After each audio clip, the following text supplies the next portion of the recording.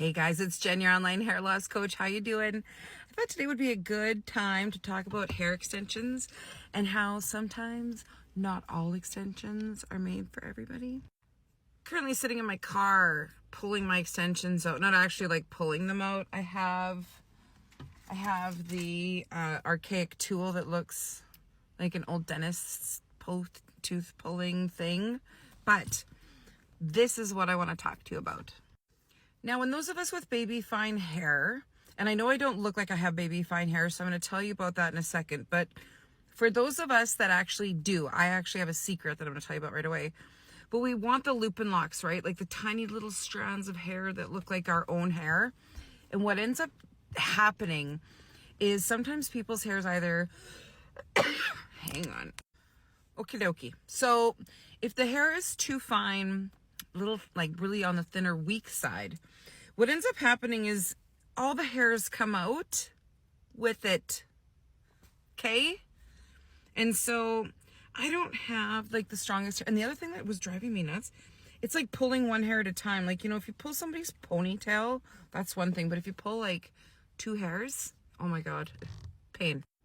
I digress. So the hair that I have on the top of my head, I'm going to pull it back and show you guys a little bit of a secret. So for those of you who don't actually know this is my head. Okay? You see this super thick line here? I actually I adhere a hair piece to the top of my head. So my own hair grows underneath it, like literally underneath this thing. And then like all of this hair is mine. You know, like as you can see, I got roots like crazy. You'd never know I was going out of town tomorrow, but whatever. But you know, it's finding the right thing that's going to work for you and something that's not going to cause like a boatload of pain, because I'm pretty sure in the back of my head in about 4 spots, I feel like I'm bleeding. Anywho, so in the back of my head, so I have this top piece on right now that's adhered.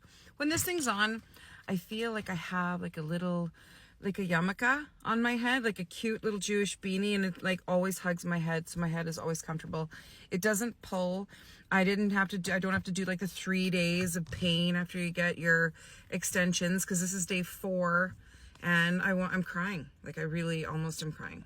Okay, so then that takes me to wefts. So then I have this weft in my hair too that we thought we'd try.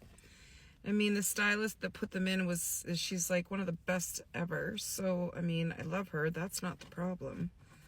But the weft isn't as bad. I think I'm going to have to cut it and shorten it a bit. But, you know, you got to really find what works for you. And so, fine, thin-haired girls, I don't really recommend the loop-and locks. If you can find a stylist that does hair pieces that do adhere to your head so that, you know, for example, like tomorrow I'll be hopping on a jet plane to Mexico. Olé. So I want to jump in the pool. I want to go in the ocean. I want to ride on a horseback and not have to worry that my hair is going to fall off. So like this is like concrete.